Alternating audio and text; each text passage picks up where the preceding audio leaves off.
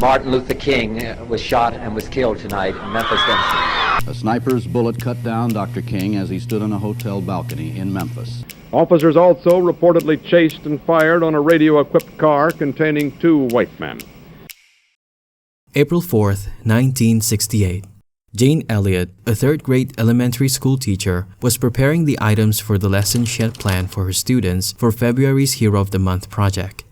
The assassination of Reverend Dr. Martin Luther King came up in the news, and she vividly remembers a white reporter placing his microphone in front of a local black leader and asked the question, "When our leader was killed several years ago, his widow held us together. Who's going to control your people?" The news of Dr. King's death both shocked and disgusted her that she threw out the lesson plan for the next day and came up with a new one that would allow the students to experience prejudice and discrimination firsthand.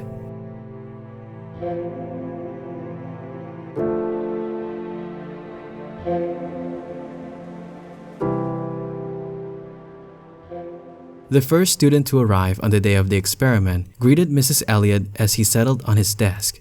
He asked, "They shot that king yesterday. Why did they shot that king?"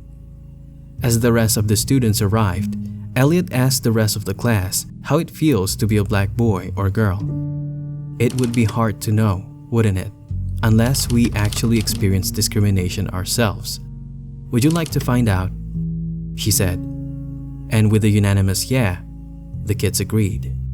To demonstrate to the youngsters what racial segregation would be like, she decided to base the activity on eye color rather than skin color. Elliott had all the blue-eyed youngsters line up on one side of the room in what is now known as the blue eyes, brown eyes exercise. She taught the youngsters that blue-eyed children were inferior to brown-eyed or green-eyed children. Elliott pulled out green construction paper armbands and asked each of the blue-eyed kids to wear one. "The brown-eyed people are the better people in this room," Elliott began. "They are cleaner and they are smarter." To combat the initial opposition met by the minority of the students of the idea that the brown-eyed children were better than the blue-eyed children, Elliott had prepared a deception. Eye color, hair color, and skin color are caused by a chemical, and went on writing melanin on the blackboard. Elliott deceived the youngsters by claiming that melanin was linked to their better intelligence and learning ability. She told them that because those with brown eyes were better, smarter, and superior to those with blue eyes, they were entitled to extra recess time and access to the water fountain. At this point, she could feel a chasm forming between the two groups of students.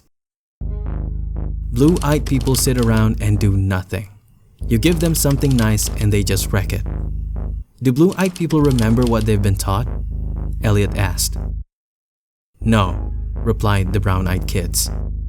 I watched wonderful, thoughtful children turn into nasty, vicious, discriminating little third graders. Brown-eyed kids picked on blue-eyed ones and banded together against them. The kids began to make up their own explanations as to what makes them superior. To further alienate the blue-eyed kids, Elliott told them that they would have to drink from paper cups. Why? One girl asked. Because we might catch something. A brown-eyed student expressed their concern. Mrs. Elliott agreed by nodding to further insight their differences. As if this wasn't concerning enough, one of the brown-eyed students asked Mrs. Elliott herself, Hey, Mrs. Elliott, how come you're the teacher if you've got blue eyes?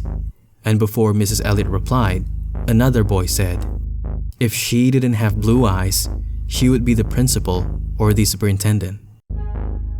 The changes went beyond the walls of the classroom as the students with blue eyes lost what they had learned the day before. Shy brown-eyed children became extroverted and bossy. They improved their grades on simple examinations and they accomplished mathematical and reading skills that had previously seemed beyond their capabilities.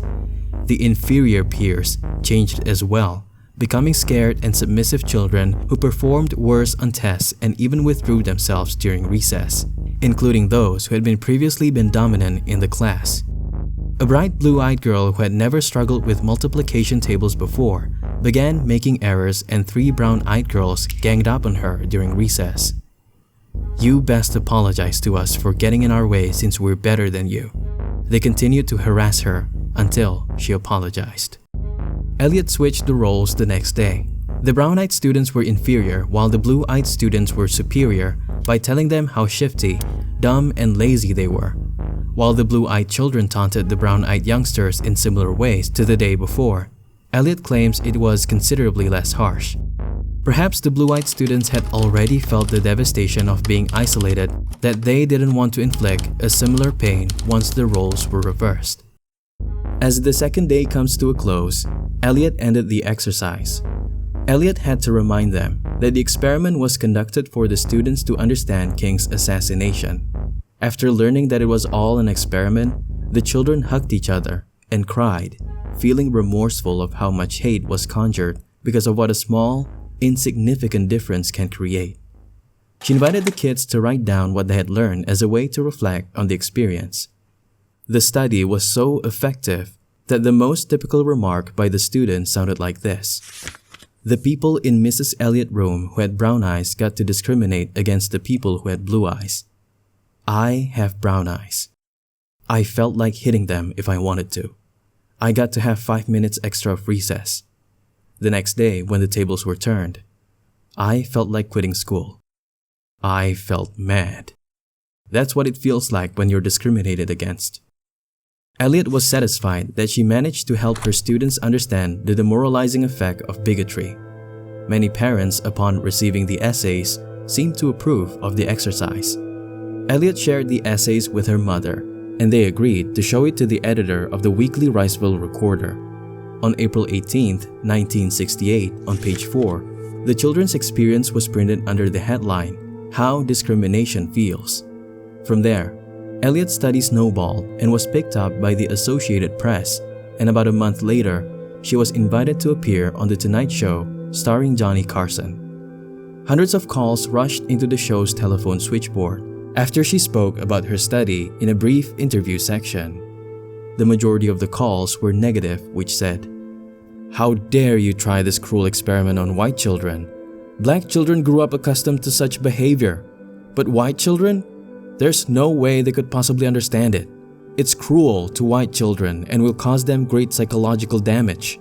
In which Elliott replied, "Why are we so worried about the fragile egos of white children who experience a couple of hours of made-up racism one day, when blacks experience real racism every day of their lives?"